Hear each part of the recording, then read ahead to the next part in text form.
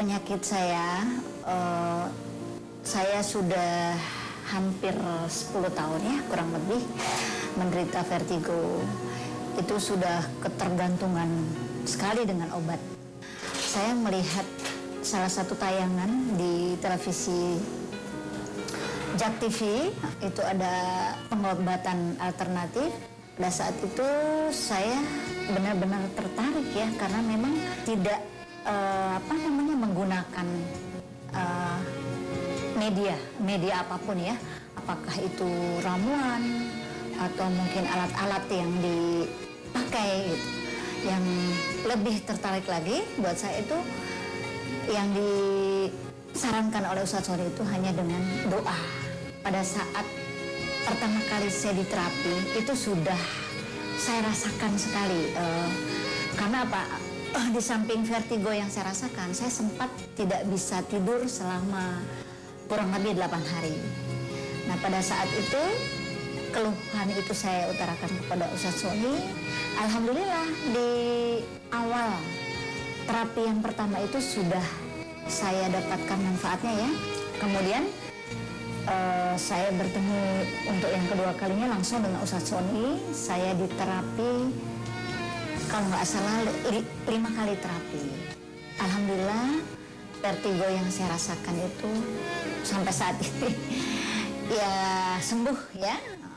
Saudara-saudara sekalian yang budiman, pada kesempatan yang berbahagia ini saya ingin mengajak saudara-saudara sekalian bersama diri saya untuk lebih mengenal terapi kolbu. Apa sebenarnya terapi kolbu itu? Saudara-saudara sekalian, Tuhan telah menciptakan alam semesta beserta isi yang demikian dahsyat. Kadang-kadang kita susah untuk membaca kehebatan alam semesta hasil ciptaan Allah. Namun pada saat kita berusaha untuk masuk di dalam pendalaman kolbu, maka akan terbuka kehebatan daripada rahasia penciptaan alam semesta itu sendiri. Saya akan lebih memfokuskan pembukaan kolbu lewat cara sholat. Assalamualaikum warahmatullahi wabarakatuh. Alhamdulillahirrabbilalamin. Hari ini kita dapat berjumpa kembali dalam program Medika Natura Terapi Kalbu. Bersama saya Marsha, selama 60 menit ke depan kita akan menguak rahasia dalam sholat dan juga memberikan solusi khususnya untuk Anda dan keluarga Anda seputar kesehatan. Dan Alhamdulillah juga hari ini kita sudah memasuki bulan Ramadan dan hari yang ke-7 ya. Dan langsung saja nih kita sapa yang sudah hadir di studio, yaitu Pak Ustadz Sony Sutrisna. Assalamualaikum Pak Ustadz. Waalaikumsalam warahmatullahi wabarakatuh. Bagaimana Pak puasanya hari ini, insya Allah? Insya Allah, alhamdulillah baik. Iya, baik. Dan juga sudah hadir Bapak Sabto. Iya, apa kabar Bapak Sabto? Baik. Alhamdulillah baik. Nanti kita akan sharing ya dengan Bapak Sabto mengenai penyakit ada di lambung ya Bapak ya, mengenai penyakit beliau di lambung. Nanti kita akan sharing dan juga pemirsa bisa berline interaktif dengan kami di sini di 0215155111. Dan tema yang kami angkat hari ini adalah sembuh berkat doa duduk di antara dua sujud. Jangan kemana-mana, tetap di Medika Natura Terapi Kalbu.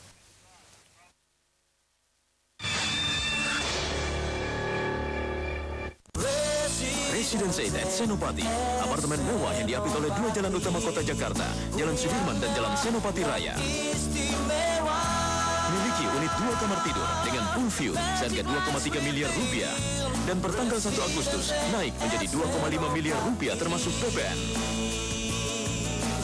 Pastikan investasi Anda di Residence Inn at Senopati. Hubungi 021 724 8800. Dan sesungguhnya telah kami mudahkan Al-Quran untuk dijadikan pelajaran. Adakah yang hendak mengambil pelajaran? Assalamualaikum warahmatullahi wabarakatuh. Dalam menjawab kebutuhan kaum muslimin untuk dapat mempelajari Al-Quran dengan mudah, kini telah hadir sebuah pusat pembelajaran Al-Quran QLC, metode mudah belajar Al-Quran. QLC, Quran Learning Center, didukung perangkat multimedia, fasilitas kelas yang modern, dan tenaga pengajar yang profesional. Bersama QLC, hanya dalam waktu 4 kali pertemuan, insya Allah, peserta yang belum bisa membaca Al-Quran akan dapat membaca Al-Quran dengan baik. Allah Subhanahu wa Ta'ala menjanjikan rahmat dan pahala yang besar bagi orang yang membaca dan mempelajari Al-Quranul Karim. QLC, metode mudah belajar Al-Quran. Informasi lebih lanjut hubungi call center QLC.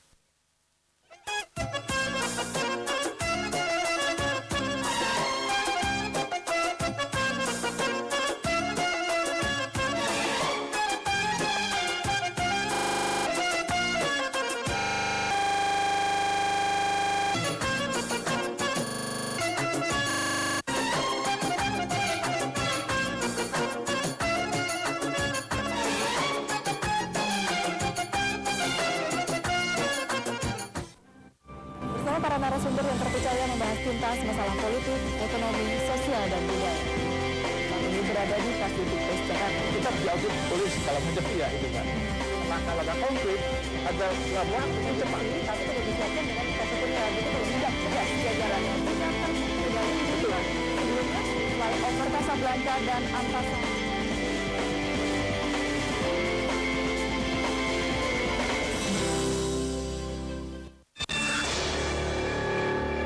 Pemirsa, saya Ustadz Sony Sutrisna dari Terapi Kolbu mengucapkan selamat menjalankan ibadah puasa.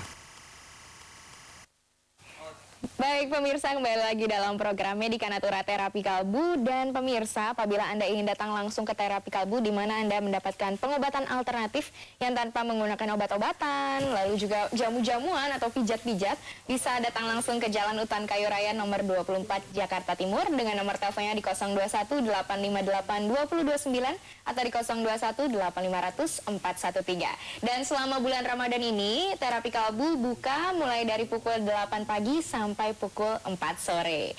Dan baiklah, mungkin langsung saja nih Pak, kita langsung masuk ke tema hari ini, yaitu sembuh berkat doa duduk di antara dua sujud. Nah, apa yang membuat Bapak ini ingin mengangkat tema ini, Pak? Silakan. Ya, terima kasih. Selamat pagi para pemirsa JAK TV yang dimuliakan Allah dan berbahagia. Para pemirsa, sengaja pada pagi hari ini kita angkat tema tentang duduk di antara dua sujud. Mengingat karena saya pikir tema ini sangat baik untuk kita bicarakan pada kesempatan yang berbahagia ini. Karena kebetulan pada bulan-bulan ini kita masuk di dalam bulan suci Ramadan. Bulan yang penuh rahmat dan bulan yang penuh berkah. Para pemirsa JAK TV yang berbahagia, sesuai dengan tempatnya bahwa duduk di antara dua sujud, pastinya dia akan berada di dalam sholat. Nah, pertanyaannya sekarang, bagaimana agar supaya kita bisa mendapatkan manfaat dari duduk di antara dua sujud di dalam sholat tadi. Mari kita coba lihat secara keseluruhan sholat itu ternyata diletakkan di nomor 2 di dalam kegiatan yang disebut rukun Islam. Jadi yang pertama syahadat, yang kedua sholat. Nah, di dalam sholat itulah ada duduk di antara dua sujud. Para pemirsa, sering sekali kita mendambahkan dalam hidup ini, khususnya kita yang beragama Islam, supaya kita bisa merasakan nikmat dan khusyuknya sholat. Sebab sering sekali terjadi di dalam sholat, kadang-kadang pikiran kita nerawang kemana-mana, bahkan sampai-sampai jumlah rakaatnya pun sering lupa. Nah, pertanyaannya ini sekarang, kenapa kok ini sampai terjadi? Mari kita coba diskusikan pada pagi hari ini para pemirsa. Menurut pengamatan yang coba kita lakukan, ternyata sholat seperti tadi dijelaskan bahwa ditaruh di nomor 2, ternyata ini ada maksudnya para pemirsa. Jadi peletakan sholat di nomor 2 ini bukan iseng, atau bukan karena kebetulan ditaruh di nomor 2, terus yang ini taruh nomor 3, tapi tidak. Tapi ini ada maksudnya. Sama seperti kalau kita masuk di sekolah, sebelum kita SMP, perlu kita punya SD dulu. Karena di SD kita belajar baca, belajar nulis. Nah, baru menginjak ke bangku SMP. Nah, demikian juga dengan sholat. Sholat ditaruh di nomor 2, berarti ada nomor 1-nya, atau basicnya, atau dasarnya. Nah, basic atau dasarnya itu ada di nomor 1 yang kita kenal dengan syahadat. Para pemirsa JAK TV, mungkin selama ini kita mensikapi syahadat hanya sekedar pengesahan. Seseorang telah dinyatakan masuk Islam. Alangkah indahnya kalau syahadat tersebut peranannya kita tingkatkan berupa sebuah tafakur, berupa suatu perenungan jangka panjang, perenungan seumur hidup. Ini juga pernah dilakukan oleh Nabi Ibrahim alaihissalam. beliau melakukan tafakur, beliau melakukan perenungan hanya untuk mencari jawaban tauhid, la ilaha illallah. Nah, ini yang mestinya harus kita tingkatkan peranan syahadat, sehingga kita dapat mengetahui dan lebih mengenal Allah. Sekali lagi, sehingga kita dapat mengetahui dan lebih mengenal Allah. Karena dengan mengenal Allah, insya Allah akan memudahkan kita untuk mengimaninya atau meyakininya. Nah, di syahadat ini ya tempat kita melakukan tafakur, perenungan dalam rangka kita mengenal Allah. Nah, pada saat kita masuk di nomor 2 yaitu sholat tadi, perhatikan para pemirsa, setiap gerakan di dalam sholat pada saat kita berubah gerakan, semuanya menggunakan Allahu Akbar. Bayangkan, alangkah kurang nikmatnya sholat kita kalau pada saat kita melakukan sholat kita sendiri tidak mengerti apa itu yang disebut Allahu Akbar. Nah, jawaban daripada Allahu Akbar dan segala macam itu hanya harus bisa terjawab lewat perenungan di dalam syahadat tadi. Nah, setelah kita masuk di nomor 2 yaitu sholat tadi, Allah mengingatkan di dalam kitab suci, jangan kamu mengerjakan sholat. Nah, ini sama seperti larangan, jangan kamu makan babi, jangan kamu minum minuman keras. Nah, ini ada lagi, jangan kamu mengerjakan sholat sementara kamu dalam keadaan mabok, hingga kamu mengerti apa yang kamu ucapkan di dalam sholatmu itu. Nah, di sini artinya apa? Pentingnya peranan kita mengerti apa yang kita ucapkan di dalam sholat kita.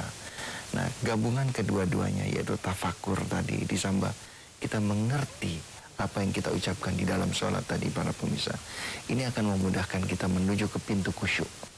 Nah, pada saat kita masuk ke pintu khusyuk, ditambah kita mengerti apa yang kita ucapkan para pemirsa, ternyata pada saat duduk di antara 2 sujud, subhanallah, ternyata kita sedang mengajukan 7 permohonan yang sangat kita butuhkan dalam kehidupan ini. Yang pertama, ampuni aku, kasihani aku, tutupi segala kekuranganku ini, tunjukkan aku ke jalan yang lurus, tinggikan derajatku, berikan aku kesehatan dan keselamatan, tambahkanlah ilmu dan cahaya. Berbicara cahaya, ada 99 cahaya yang sering kita kenal dengan Asmaul Husna para pemirsa. Alangkah indahnya kalau di dalam bulan suci Ramadan yang penuh rahmat, penuh berkah, kita mendapatkan kekhusyuan di dalam sholat, ditambah lagi pada saat duduk di antara 2 sujud. Kita maksimalkan potensi duduk di antara 2 sujud. Mungkin selama ini kita sikapi duduk di antara 2 sujud pada saat kita membaca doa Rabbi Firli. Kadang-kadang bacaan kita belum selesai saja kita sudah sujud. Betul. Sama saja seperti kereta api ekspres. Bayangkan saja kalau kita mau ngajukan 7 permohonan katakanlah kepada presiden. Kita belum selesai ngomong, kita udah tinggalin presidennya. Alangkah mubazirnya. Iya. Mungkin nanti setelah sholat kita boleh mengajukan permohonan, tapi pada saat khusyuk jangan sampai itu kita sia-siakan. Baik, nanti mungkin akan kita lanjutkan lagi ya Pak Ustadz Sony mengenai bagaimana nih cara kita atau upaya kita untuk selalu bisa mengamalkan apa yang di dalam doa duduk di antara 2 sujud. Dan jangan kemana-mana pemirsa, kami akan kembali setelah pesan-pesan berikut ini.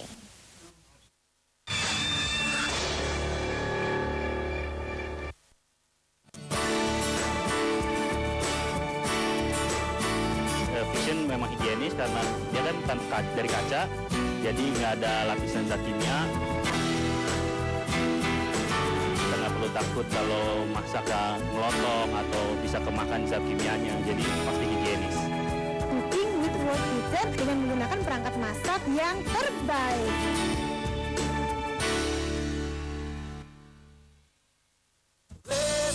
Residence Inn Senopati, apartemen mewah yang diapit oleh 2 jalan utama kota Jakarta, Jalan Sudirman dan Jalan Senopati Raya.